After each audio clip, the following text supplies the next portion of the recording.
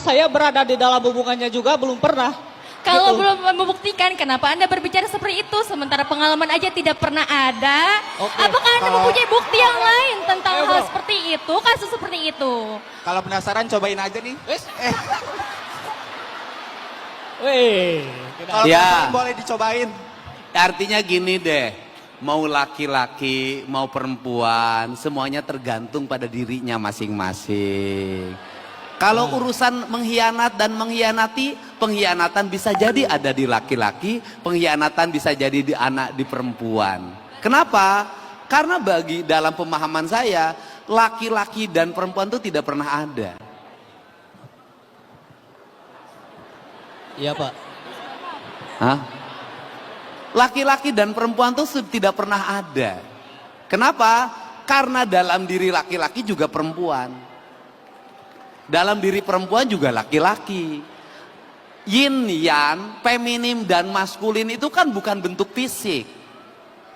Feminim dan maskulin itu adalah sifat, karakter. Artinya ini sih memang bentuknya adalah feminim, tapi sifatnya maskulin. Ini bentuknya maskulin, sifatnya feminim. Nah, karena apa? Karena dalam diri manusia, ini kita makhluk nih, pasti punya dua sifat. Punya sifat feminim, punya sifat maskulin. Dalam pandangan kebudayaan yang saya miliki, sifat feminim itu apa sih? Sifat feminim itu adalah sifat dasar manusia yang ada dalam diri manusia yang disebut dengan hati. Maka hati itu mewakili sifat feminim. Karena hati itu adalah rasa.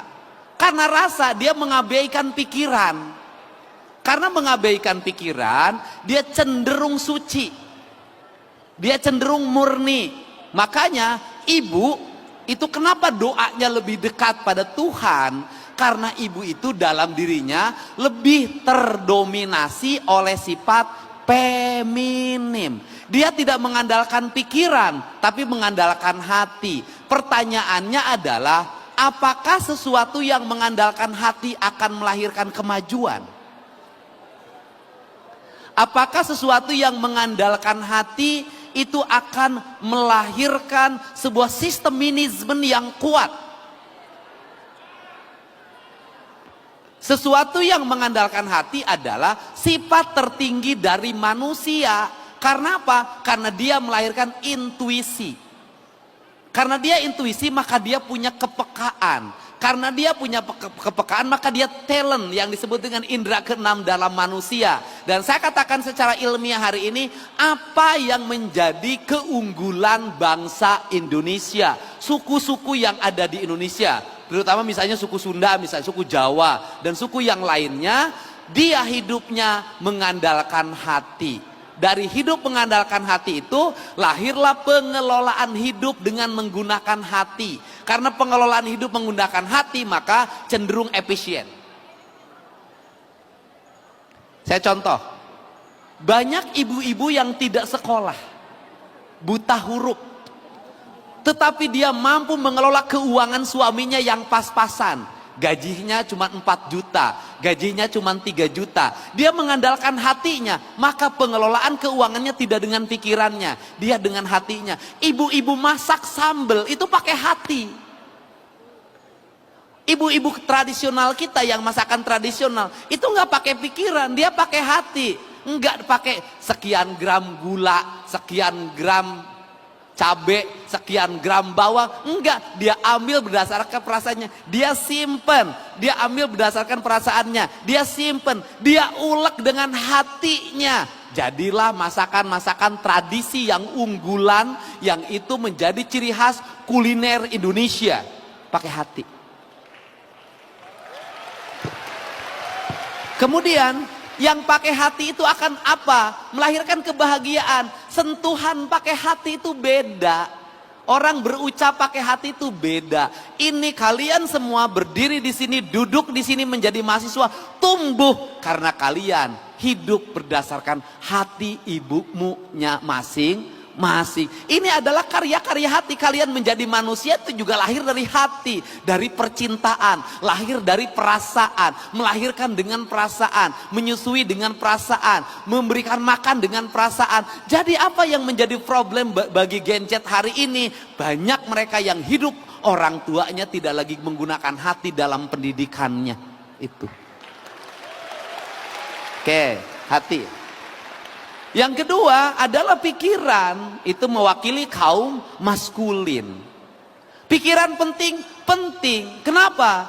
Karena tidak semua sesuatu diukur pakai rasa, harus ada diukur pakai pikiran. Untuk apa? Memasuki standarisasi. Bagaimana standarisasi? Dita memasuki kelas dunia, di mana dunia keukurannya harus nyata, ada timbangannya, ada meterannya, semuanya harus nyata. Kemudian harus dibuat dalam karya-karya ilmiah, jurnal-jurnal internasional. Itu, nah orang tua kita dulu itu, kenapa karya-karyanya tidak mendunia? Karena mereka tidak ditulis. Cerita-cerita tentang rakyat yang ada di Indonesia, kenapa tidak menjadi sesuatu? Karena tidak ditulis. Karena tidak ditulis hanya lahir dari pikiran dari hati ke hati, dari mulut ke mulut. Negara lain kenapa mengalami kemajuan kemudian seluruh karyanya harus dibayar? Karena dia pakai pikiran. Nah, tinggal persoalannya adalah Indonesia hari ini, Jawa Barat hari ini, kita harus memasuki dua fase. Kita harus menggabungkan dua-duanya. Saya katakan, orang Asia, orang Indonesia, kekuatannya bukan di membaca. Orang Barat, kekuatannya di membaca. Orang Indonesia, orang Jawa Barat, orang Jakarta, ini Jakarta sebagian, ada orang Banten, kekuatannya bukan di membaca kemampuan dirinya, di mendengar dan di melihat. Jadi ada orang yang hebat karena sering mendengarkan, maka teori pendidikan lama itu guru itu bercerita. Teori pendidikan lama guru itu bercerita, guru-guru ngaji itu ngajar di pesantren itu bercerita.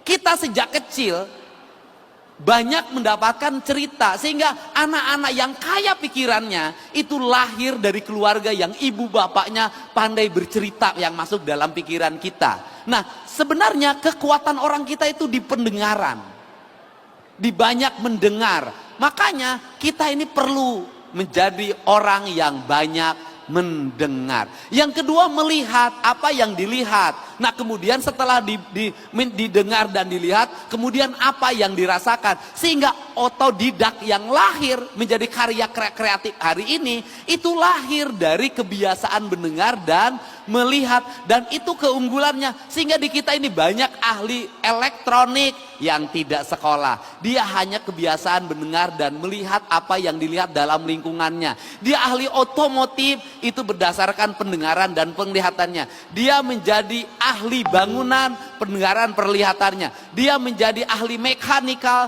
pendengaran dan penglihatannya. Dia menjadi ahli bisnis, mengelola perusahaan di berbagai tempat. Tidak sekolah SD, tidak tamat, banyak yang itu. Kemudian apa? Pendengaran dan penglihatannya melahirkan banyak pengalaman bagi hidupnya. Maka keberhasilan manusia itu bukan hanya sekedar berapa yang dia baca, IP-nya berapa, tapi seberapa besar dia melewati gelombang hidup yang panjang, yang dia hidupnya pasang surut, terlatih emosinya, maka lahirlah kecerdasan intelektual, kecerdasan emosional, kecerdasan spiritual atau intelektual quotient, emosional quotient, dan spiritual quotient. Jadi mahasiswa yang unggul bukan hanya mahasiswa yang tinggal di perpustakaan baca buku, tetapi mahasiswa yang unggul adalah mahasiswa yang membaca, mahasiswa yang mendengar, mahasiswa yang melihat, mahasiswa yang merasakan. Maka organisasi terbesar bagi hidup Anda adalah seluruh alam semesta harus Anda lewati dalam perjalanannya. Sehingga ketika tadi bicara persoalan healing, traveling, itu sudah bisa menjadi bagian pengayaan pikiran Anda. Bisa healing gratis, bisa traveling gratis. Dengan cara apa? Penghayatan hidup didapat dari pengalaman hidup. Jadi kalau ingin sukses, perbanyaklah pengalaman. Pengalaman dilahirkan dari mau mencoba.